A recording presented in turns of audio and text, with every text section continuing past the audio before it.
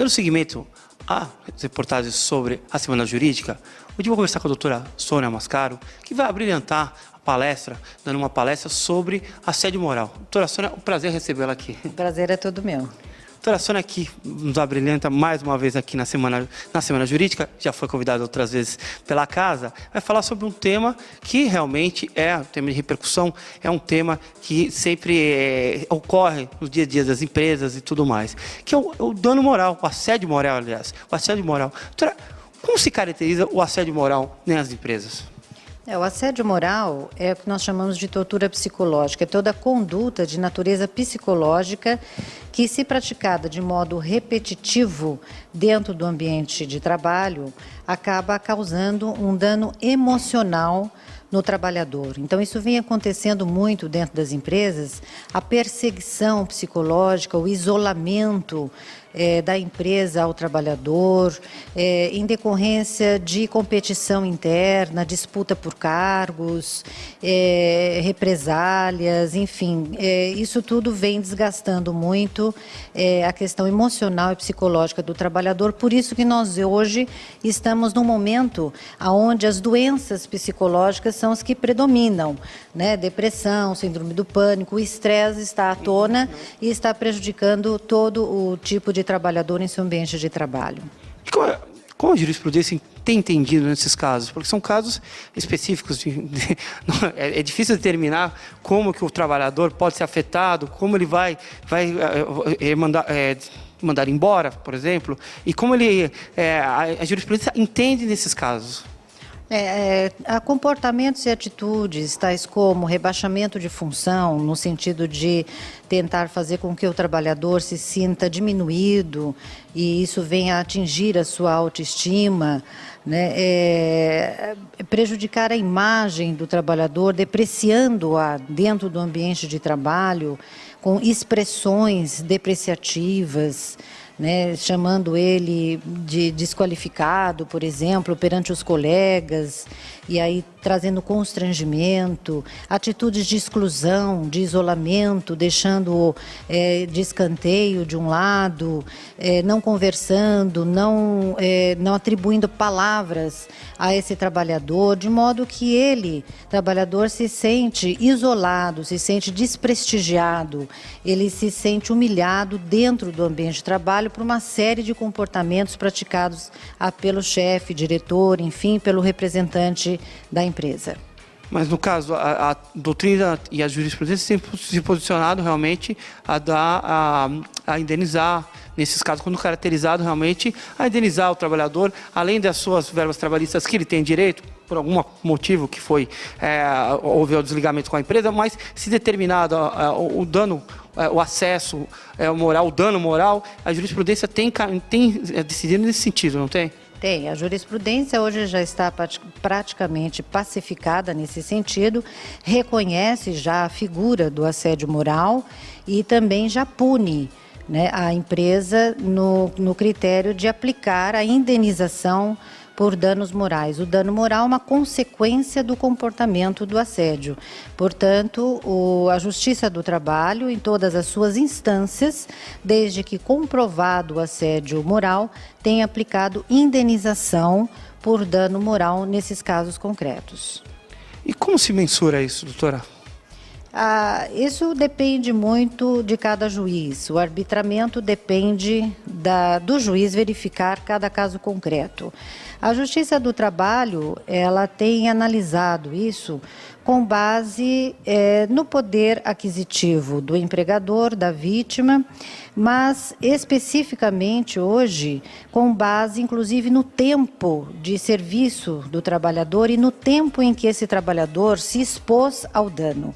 Esse critério tem sido muito considerado pelo Poder Judiciário, dentre outros que já são bastante comuns, como a extensão do dano, a razoabilidade, outros previstos pela doutrina e pela jurisprudência, mas o tempo de exposição do trabalhador ao dano ou tempo de serviço e a remuneração daquele trabalhador são critérios que estão sendo aplicados especificamente na Justiça do Trabalho nesses casos concretos. Então, é muito comum verificarmos valores de indenização, por exemplo, 100 salários do trabalhador, 3 salários do trabalhador, 5, 10 salários, tudo com base na remuneração daquele trabalhador. Na verdade, é um novo mercado para o advogado, né, doutora? A percepção sobre isso e também para trabalhar, porque é uma coisa clara nos dias de hoje, e onde a depressão é maior, e o estresse para o trabalho também. Então, eu acho muito importante o advogado estar atento a essa situação, né? Vamos dizer que um tema, não digo que é um tema novo, mas é um tema que cresce a cada dia mais. Cresce, continua crescendo e vai continuar crescendo, porque faz parte do mundo moderno. O mundo moderno realmente é um mundo estressante, é um mundo competitivo, é um mundo globalizado. E um dos efeitos do mundo globalizado e do mundo competitivo é justamente a pressão no trabalho. A tendência é crescer, então isso tem consequências também, porque as coisas na vida têm que ter limite, competitividade tem que ter limite, de forma que o tratamento, as exigências, a competição, as metas ao trabalho tem que ter limite, né? As pessoas têm que ter limites, né? Você vê que hoje as crianças não têm limites mais, então tem que ter limite na vida, né? Então, essa ausência de limite é que traz, obviamente, todas essas consequências jurídicas que envolvem esse tema, que é comportamento no ambiente de trabalho.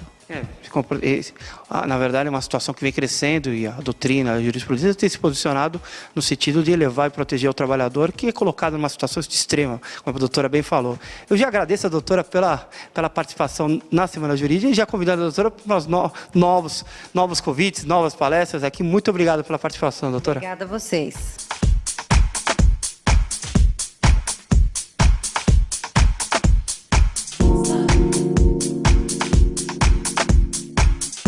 Dando prosseguimento à Semana Jurídica, eu vou conversar agora com o Dr. Rafael Quaresma, antigo colega de faculdade, que vai falar sobre o direito do consumidor e seus órgãos.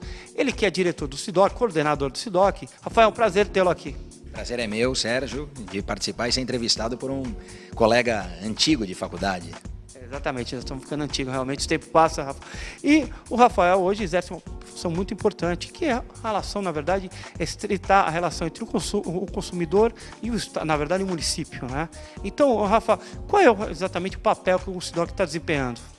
Olha, Sérgio, o SIDOC, ele cumpre no âmbito administrativo municipal essa intermediação, não é, das conciliações entre os fornecedores, os consumidores e também um papel muito importante que é o da fiscalização em relação às demandas de consumo. Então nós temos lá no SIDOC 2 grandes eixos que dão força ao órgão, que é o setor de conciliação, cujo atendimento se inicia aqui no Poupa Tempo, não é? A triagem é feita no Poupa Tempo, a reclamação é aberta pela equipe do Poupa Tempo e as conciliações realizadas lá conosco na Avenida Campos Sales, 128, no 3º andar. Paralelamente a isso, o SIDOC exerce também esse outro papel de orientação, de conscientização e de fiscalização dos comerciantes de um modo geral, verificando o cumprimento aos ditames do Código de Defesa do Consumidor, preferencialmente na rede supermercadista, por conta da capilaridade, não é? Que estes estabelecimentos possuem. Todos os consumidores, cidadãos, se dirigem ao mercado. Então, por ali a gente tem um termômetro, tem uma ideia de como está o cumprimento ao Código de Defesa do Consumidor. Mas até aqui é o problema material do Código do Consumidor. Na verdade, o objetivo até da própria palestra é explicar, não só para o colega advogado, também para a sociedade no todo, qual a importância do SIDOC para atendimento da sociedade. Então, Rafa, como que está a questão de conciliação? Tem a triagem? E como que o público vai realmente tem procurado, o SIDOC tem a resolução são rápidas? Como que está ocorrendo a sistemática? Perfeito.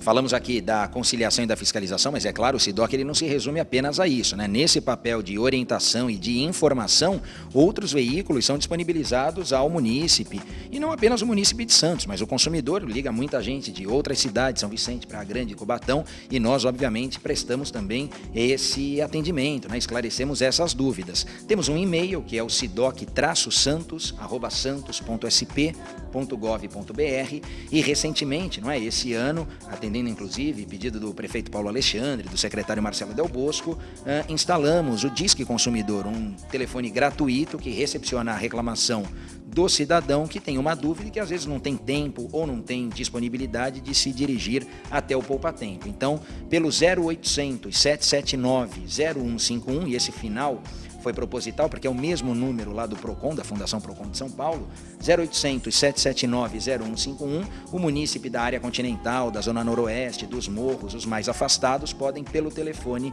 esclarecer essa dúvida, ou essas dúvidas. Então esses são, na verdade, o papel, né, as funções que o SIDOC coloca à disposição, através da Prefeitura Municipal de Santos, aos seus munícipes. Eu não esqueci na figura do advogado até, o Rafael é advogado, professor, mestrado e tudo mais, e é muito importante você ter a figura ali do advogado sempre mediando e, na verdade, resolvendo os problemas para a sociedade. Nesse tocante, um dos maiores problemas realmente está ligado à rede de supermercados, né? Essa distância entre o consumidor que não sabe seus direitos. É muito importante você estar presente para explicar esse problema. Esse problema do supermercado é incrível, como tem gente que não sabe seus direitos, de evolução de problemas, vícios e tudo mais. Eu acho que é o que vocês mais têm de demanda, né? E assim, o que a gente aconselha? Porque o consumidor, obviamente, ele é leigo, ele não tem obrigação de conhecer, é bom que saiba minimamente os direitos, mas na dúvida, o que a gente fala? Para realmente nos procurar. Então, na dúvida, consulte o órgão, procure o SIDOC, porque as infrações são as mais variadas possíveis, né? Então, a gente tem lá numa das etapas da fiscalização, por exemplo, que a gente chama de gôndola caixa. O que a gente faz? Pega um carrinho de supermercado, põe os produtos na cesta lá do mercado, né? Os produtos mais variados, de fabricação própria, de marcas consagradas, anotamos o preço que está exposto na gôndola e passamos no terminal, lá no caixa, para ver se esse valor bate. E muitas das vezes, infelizmente, constatamos divergência para maior, não é? Portanto, em prejuízo do consumidor, por redes supermercadistas grandes, não é? Então, claro, não é uma diferença discrepante, são 5, 10 centavos, 20 centavos, 30 centavos, mas no final do dia e no final do mês, e para a rede que não tem uma loja apenas, aquilo representa alguns milhares de reais, não é? Então, essa é uma das verificações que se faz, mas também as informações, se tem lá o rótulo informando se contém glúten ou não, data de validade, os ingredientes que são utilizados, são informações necessárias e que devem ser prestadas ao consumidor. Tudo isso, então, a equipe é capacitada, inclusive, trabalhamos em parceria com a Fundação PROCON de São Paulo, não é? Então, nesse convênio, os nossos funcionários públicos, concursados de carreira, são capacitados pela Fundação PROCON. É muito importante o munícipe ter esse conhecimento do atendimento, porque às vezes ele não tem a mínima ideia quais são os seus direitos e ficam a Deus dará ali. Então, é muito importante o munícipe ir atrás, pegar o telefone, como o Rafa falou aqui, e ter esse conhecimento e ir atrás dos seus direitos. Porque muitas das empresas que estão lá acabam não cumprindo as metas exigidas pelas agências e tudo mais. Então, é muito importante. Desde já, eu vou agradecer ao Rafa, porque vai ter a palestra agora, tá? Rafael, muito obrigado pela presença. Espero que você retorne rapidamente a essa casa. Eu que agradeço o convite, eu estou sempre à disposição, é um prazer, porque aqui é a minha casa, não é? Então eu, como advogado, estou em casa, fui super bem recebido e estou à disposição para novos convites.